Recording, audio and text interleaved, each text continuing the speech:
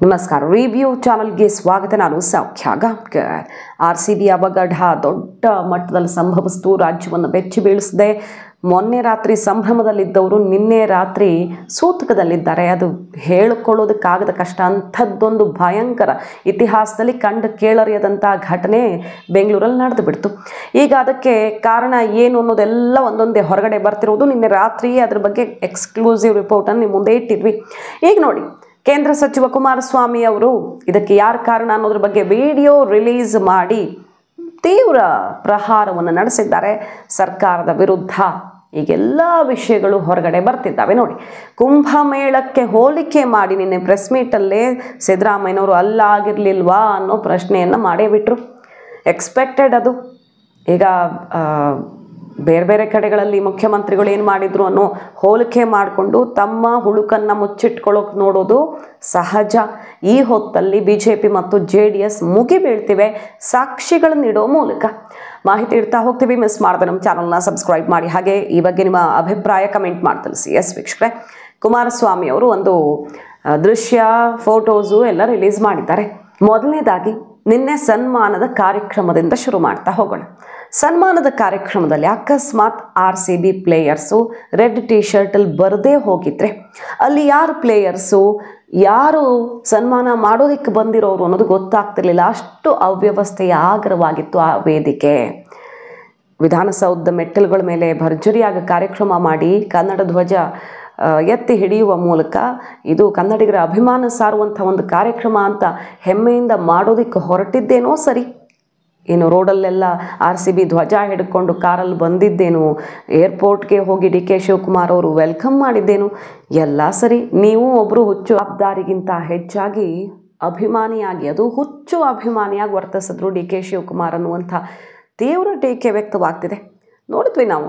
ಇಲ್ಲಿ ಮುಖ್ಯಮಂತ್ರಿಗಳು ಇಲ್ಲಿದ್ದರೆ ಎಲ್ರಿಗಿಂತ ಮೊದಲೇ DK ಶಿವಕುಮಾರ್ ಅವರು ಏರ್ಪೋರ್ಟ್ಗೆ ಹೋಗ್ತಾರೆ, ಬೊಕ್ಕೆ ಕೊಟ್ಟು ಕೊಹ್ಲಿ ಟೀಮನ್ನು ವೆಲ್ಕಮ್ ಮಾಡ್ತಾರೆ. ಆಮೇಲೆ ಇಡೀ ಬೆಂಗಳೂರಿನ ರೋಡ್ಗಳಲ್ಲಿ RCB ಮತ್ತು ಕನ್ನಡ ಧ್ವಜ ಹಿಡಿದು ಭಯಂಕರ ಮೆರವಣಿಗೆಯಲ್ಲಿ ಬರ್ತಾರೆ DK ಶಿವಕುಮಾರ್ ಅವರು, ಎಲ್ಲ ಸರಿ. ಅದಕ್ಕೆ ಜಾಸ್ತಿ ಮಾತಾಡ್ತಿರ್ಲಿಲ್ಲ. ಆದರೆ ವೇದಿಕೆಯಲ್ಲಿ ಏನಾಯಿತು, ವೇದಿಕೆಯಲ್ಲಿ ತುಂಬಿ ತುಳುಕ್ತಾ ಇದ್ದಿದ್ದು ರಾಜಕಾರಣಿಗಳ ಮಕ್ಕಳು ಮತ್ತು ಮೊಮ್ಮಕ್ಕಳು. ಸೆಲ್ಫಿಗೆ ಮುಗಿಬಿದ್ದು. ಒಂದು ಶಿಸ್ತಿಲ್ಲ ಕಾರ್ಯಕ್ರಮದಲ್ಲಿ. ವೇದಿಕೆ ಅಸ್ತವ್ಯಸ್ತ ಆಗಿದ್ದಂದರೆ ಯಾವುದೇ ಒಂದು ಸಣ್ಣ ಕಾರ್ಯಕ್ರಮ ಕೂಡ ಚೆನ್ನಾಗಿ ನಡೆಯುತ್ತೆ. ಇಡೀ ದೇಶ ಬೆರಗು ಗಣ್ಣುಗಳಿಂದ ನೋಡ್ತಿರುವಂಥ ಕಾರ್ಯಕ್ರಮ. ಯಾಕಂದರೆ ಬರೀ ಕನ್ನಡಿಗರಲ್ಲಿ RCB ಕೊಹ್ಲಿ ಫ್ಯಾನ್ಸು ಇಡೀ ದೇಶದಲ್ಲಿದ್ದಾರೆ. ಇಡೀ ದೇಶ ನೋಡ್ತಿರುವಂಥ ಒಂದು ಕಾರ್ಯಕ್ರಮವನ್ನು ನೀವು ಹೆಂಗೆ ಮಾಡಿದ್ರಿ? ಆ ಸ್ಟೇಜ್ ಯಾವ ರೀತಿ ಮಾರ್ಕೆಟ್ ರೀತಿಯಲ್ಲಾಗಿತ್ತು ಅಂದರೆ, DK ಶಿವಕುಮಾರ್ ಅವರು ಮೈಕ್ ಹಿಡ್ಕೊಂಡು ಕ್ಯಾಪ್ಟನ್ ಎಲ್ಲಿ ಅಂತ ಯಾರೋ ಗಲ್ಲಿ ಕ್ರಿಕೆಟ್ ಕ್ಯಾಪ್ಟನ್ ಕರೆದಂಗೆ ಕರೀತಾರೆ. ಅವರೇ ಮೈಕ್ ಇಟ್ಕೊಂಡು ಎಲ್ಲರನ್ನ ಕೂರಿಸೋದು, ಏಳ್ಸೋದು, ಓಡಾಡ್ತಾರೆ. ಕೊನೆಗೆ CMಗೆ ತಲೆಗೆಟ್ಟೋಗಿ ಬಂದು ಕೂತ್ಕೊಳ್ರಿ ಅಂತ ಕೈ ಸನ್ನೆ ಮಾಡಿದ್ಮೇಲೆ DK ಶಿವಕುಮಾರ್ ಅವರು ಬರ್ತಾರೆ.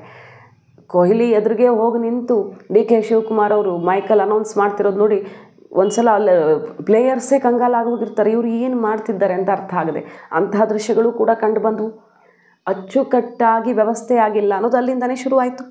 ಎಲ್ಲ ಜನಸಾಮಾನ್ಯರಲ್ಲಿ ಬೀದಿಯಲ್ಲಿ ಬಿದ್ದು ಸಾಯ್ತಿದ್ರೆ, ಇಲ್ಲಿ ದೊಡ್ಡ ದೊಡ್ಡ ರಾಜಕಾರಣಿಗಳ ಮಕ್ಕಳು ಮೊಮ್ಮಕ್ಕಳು ಕೊಹ್ಲಿ ಜೊತೆ ಸೆಲ್ಫಿ ತಗೊಳ್ಳೋದಕ್ಕೆ ಸ್ಟೇಜಲ್ಲಿ ಮುಗಿಬಿದ್ದಿದ್ರು. ಅವರು ರೆಡ್ ಟಿ ಶರ್ಟ್ ಹಾಕಿರಲಿಲ್ಲ ಅಂದಿದ್ರೆ ಬಹುಶಃ ಪ್ಲೇಯರ್ಸ್ ಯಾರು, ಈ ರಾಜಕಾರಣಿಗಳ ಮಕ್ಕಳು ಯಾರು ಅನ್ನೋದನ್ನು ಐಡೆಂಟಿಫೈ ಮಾಡೋದು ಕಷ್ಟ ಆಗ್ತಿತ್ತು ಕೆಳಗಡೆ ನಿಂತವ್ರಿಗೆ. ಹಂಗೆ ತುಂಬಿತ್ತು ವೇದಿಕೆ. ಇದು ನೋಡಿ, ಅವ್ಯವಸ್ಥೆ ಅನ್ನೋದು ಇಲ್ಲಿಂದನೇ ಶುರುವಾಗಿದೆ.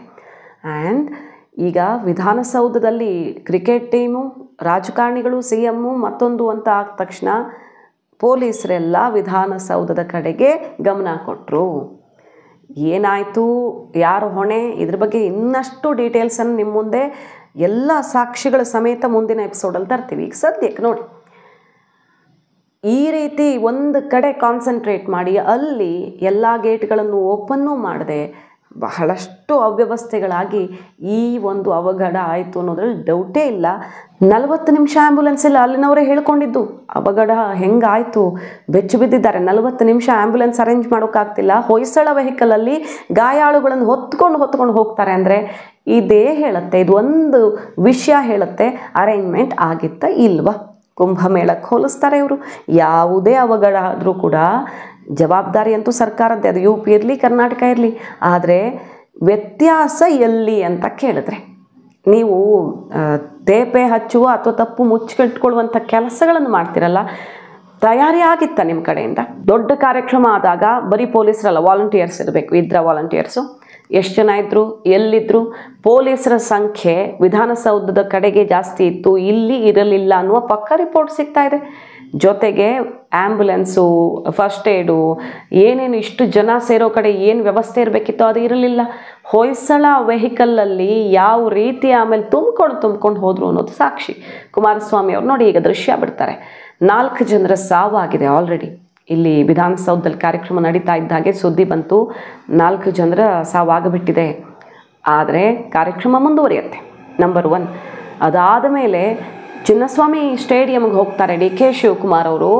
ಅಲ್ಲೂ ಹೋಗಿ ಮತ್ತೆ ಸೆಲೆಬ್ರೇಷನಲ್ಲೂ ಭಾಗಿಯಾಗಿ ಕಪ್ಪಿಗೆ ಮುತ್ತಿಡುವಂತಹ ಮನಸ್ಥಿತಿಯ ಕಟುಕರ ಸರ್ಕಾರ ಇದು ಅಂತ ತೀವ್ರ ವಾಗ್ದಾಳಿ ನಡೆಸಿ, ಈಗ ಗೊತ್ತಾಯ್ತಾ ಯಾರ ನಿರ್ಲಕ್ಷ್ಯ, ಯಾರ ಹೊಣೆಗಾರಿಕೆಯಲ್ಲಿ ಇಷ್ಟು ದೊಡ್ಡ ಘಟನೆ ಆಗಿದೆ ಅಂತ ತೀವ್ರ ವಾಗ್ದಾಳಿ ನಡೆಸಿ ಆ ದೃಶ್ಯವನ್ನು ಇಟ್ಟಿದ್ದಾರೆ. ಇದನ್ನು ಝೂಮ್ ಮಾಡಿ ತೋರಿಸಿ ಟಿವಿಗಳಲ್ಲಿ ಗೊತ್ತಾಗುತ್ತೆ ರಾಜ್ಯದ ಜನಕ್ಕೆ ಅಂತ.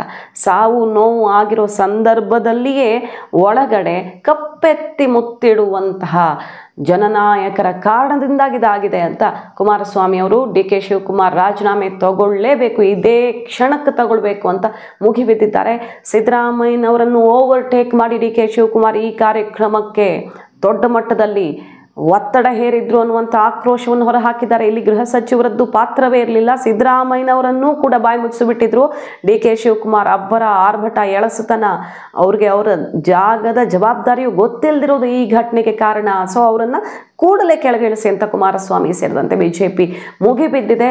ಡಿ ಕೆ ಶಿವಕುಮಾರ್ ಅವರ ಅವಸರವೇ, ಅವರು ಹುಚ್ಚು ಕ್ರೆಡಿಟನ್ನು ತಗೊಳ್ಳೋದಕ್ಕೆ ಹೋಗಿದ್ದು, ನಾನು ಭಯಂಕರ ಕಾರ್ಯಕ್ರಮ ಮಾಡಿಸ್ಬಿಟ್ಟೆ ಅಂತ ಸಿಕ್ಕಾಪಟ್ಟೆ ಫೇಮಸ್ ಆಗೋದಕ್ಕೆ ಜನರ ನಡುವೆ, RCB ಫ್ಯಾನ್ಸ್ ನಡುವೆ ಎಲ್ಲರ ಮನಗೆಲ್ಲೋದಕ್ಕೆ ಈ ಒಂದು ಸನ್ನಿವೇಶವನ್ನು ಬಳಸ್ಕೊಳ್ಳೋದಕ್ಕೆ ನೋಡಿದ್ದೇ ಈ ಘಟನೆಗೆ ಕಾರಣ ಅಂತ ವಾಗ್ದಾಳಿನ ನಡೆಸ್ತಿದ್ದಾರೆ ಈಗ ಕುಮಾರಸ್ವಾಮಿ ಅವರು. ಆ ವಿಡಿಯೋಗಳನ್ನು, ದೃಶ್ಯಗಳನ್ನು ಬಿಡುವ ಮೂಲಕ KFCA ಮತ್ತು RCB ಫ್ರ್ಯಾಂಚೈಸಿ ಅವ್ರದ್ದು ಕೂಡ ಅವಸರ, ಒತ್ತಡ, ತಕ್ಷಣಕ್ಕೆ ಬಿಸಿ ಇನ್ನೂ ಜಾಸ್ತಿ ಇರುತ್ತೆ, ಈಗಲೇ ಮಾಡಿಬಿಡ್ಬೇಕು ಅನ್ನೋ ಒತ್ತಡ ಇದೆ. ಆದರೆ ಜವಾಬ್ದಾರಿ ಹೊತ್ತಿರೋದು ಸರ್ಕಾರ ಅಲ್ವಾ, ಏನು ಆಗು ಹೋಗು ಇದರ ಪರಿಣಾಮ ಆಗತ್ತೆ ಅನ್ನೋದನ್ನು ನೋಡ್ಕೊಂಡು ಮಾಡಬೇಕು. ಪೊಲೀಸರು ಹೇಳಿದ ಮೇಲೂ ಕೂಡ ಅದನ್ನು ಗಾಳಿಗೆ ತೂರಿ ಇಂಥದ್ದೊಂದು ಬೇಜವಾಬ್ದಾರಿತನ ತೋರಿರೋದಿದೆಯಲ್ಲ, ಇದು ಖಂಡಿತವಾಗಿಯೂ ಇಷ್ಟು ದೊಡ್ಡ ಸಾವು ನೋವಿಗೆ ಸರ್ಕಾರವೇ ಈಗ ಜವಾಬ್ದಾರಿಯನ್ನು ಹೊರಬೇಕಾಗತ್ತೆ ಅಂತ ಎಲ್ಲ ಸಾಕ್ಷಿಗಳು ಕೂಡ ಸಿಗ್ತಿವೆ.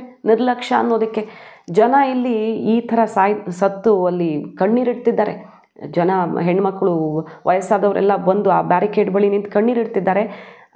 ಬೇಸರ ಮಾಡಿಕೊಂಡು RCB ಪ್ಲೇಯರ್ಸು, ಕೊಹ್ಲಿ ಎಲ್ಲ ಬಹಳ ಬೇಸರದಿಂದ ಬಸ್ ಹತ್ತುತ್ತಿದ್ದಾರೆ. ಆ ಹೊತ್ತಲ್ಲಿ ಸೆಲ್ಫಿ ತಗೊಳ್ಳೋದಕ್ಕೆ ನಮ್ಮ ರಾಜಕಾರಣಿಗಳ ಮಕ್ಕಳು ಮುಗಿಬಿದ್ದಿದ್ದಾರೆ. ನೋಡಿ ಅವರ ಸೆನ್ಸಿಟಿವಿಟಿ ನೋಡಿ, ಅವರು ಎಷ್ಟು ಸೆನ್ಸಿಬಲ್ ಆಗಿದ್ದಾರೆ ಅನ್ನೋದು ನೋಡಿ. ಇಷ್ಟು ಅತಿರೇಕದ ವರ್ತನೆ ಜನರಿಂದ ಬಿಟ್ಟಾಕಿ, ಹುಚ್ಚು ಫ್ಯಾನ್ಸ್ ಬಿಟ್ಟಾಕಿ, ನಮ್ಮ ರಾಜಕಾರಣಿಗಳೇ ಜನನಾಯಕರು ಅಂತ ಜವಾಬ್ದಾರಿ ಹೊತ್ತವರೇ ಅತಿರೇಕದ ವರ್ತನೆಯಲ್ಲಿ ಮುಳುಗಿಬಿಟ್ಟಿದ್ದಾರೆ. ಹಾಗಾಗಿ ಈ ಅನಾಹುತ ಇಷ್ಟು ತೀವ್ರತೆಯನ್ನು ಪಡ್ಕೊಳ್ತು ಅನ್ನೋದ್ರಲ್ಲಿ ಡೌಟೇ ಇಲ್ಲ. ಈಗ ತನಿಖೆಗೆ ಹೇಳಿದ್ದಾರೆ, ಮ್ಯಾಜಿಸ್ಟ್ರೇಟ್ ತನಿಖೆ ಅಂತೆ, ಮತ್ತೊಂದಂತೆ ಪೊಲೀಸರ ನಿರ್ಲಕ್ಷ್ಯ ಅನ್ನೋ ರಿಪೋರ್ಟ್ ಬರಬಹುದು. ಅದನ್ನು ಹೊರತುಪಡಿಸಿದರೆ KFCA ಅಗತ್ಯ ಸಿದ್ಧತೆ ಮಾಡಿಕೊಳ್ಳಿಲ್ಲ, ಪೊಲೀಸ್ ಅಧಿಕಾರಿಗಳು ಭದ್ರತೆ ಕೈಗೊಳ್ಳಿಲ್ಲ, ಪೊಲೀಸರ ವಿರುದ್ಧ ಶಿಸ್ತು ಕ್ರಮ ಅಂತ ಯಾರ್ದಾದ್ರೂ ತಲೆದಂಡವನ್ನು ಮಾಡಿ ಕೈ ಬಿಡಬಹುದು. ಆದರೆ ನಿರೀಕ್ಷೆಗಿಂತ ಜನ ಅಧಿಕವಾಗಿ ಸೇರಿದ್ದು ಇದಕ್ಕೆ ಕಾರಣ ಆಯಿತು ಅಂತ ಕೈ ತೊಳ್ಕೊಂಡು ಬಿಟ್ರಲ್ಲ ಮುಖ್ಯಮಂತ್ರಿಗಳೇ. ಹಾಗಾದರೆ ನಿಮಗೆ RCB ಕಪ್ ಗೆದ್ದಾಗ ರಾತ್ರೋರಾತ್ರಿ ಏನೇನೋ ಅಲ್ಲಿ ಇಲ್ಲಿ ಸುದ್ದಿಗಳು ಬರೋಕ್ಕೆ ಶುರುವಾದವು. ಒಂದಿಷ್ಟು ಸಣ್ಣ ಪುಟ್ಟ ಸಮಸ್ಯೆಗಳಾಗ್ತಿವೆ, ಅಷ್ಟು ರೊಚ್ಚಿಗೆದ್ದಿದ್ದಾರೆ ಅಭಿಮಾನಿಗಳು ಅಂತ. ಆದರೆ ಸರ್ಕಾರದ ಎಕ್ಸ್ಪೆಕ್ಟೇಷನ್ ಇದ್ದಿದ್ದು ಬರೀ 35-40 ಸಾವಿರ ಜನ ಬರಬಹುದು ಅಂತ. ಅದು ಅವರ ಸ್ಟೇಟ್ಮೆಂಟ್ಗಳಲ್ಲೇ ಹೊರಗೆ ಬಿದ್ದಿದೆ. ಸೊ ಅಷ್ಟೂ ಐಡಿಯಾ ಇಲ್ಲದೆ ಮೆಟ್ರೋದಲ್ಲಿ ನಿನ್ನೆ ರಾತ್ರಿ ಸಿಕ್ಕಿದ ಲೆಕ್ಕ 8 ಲಕ್ಷ ಜನ ಓಡಾಡಿದ್ದಾರೆ ರೀ. ಅಂದರೆ ಯಾವ ಥರ ಮೂಮೆಂಟ್ ಇತ್ತು. ಕನಿಷ್ಠ 3-4 ಲಕ್ಷ ಜನ ಅಲ್ಲಿ ಸುತ್ತಮುತ್ತ ಸೇರಿರ್ತಾರೆ.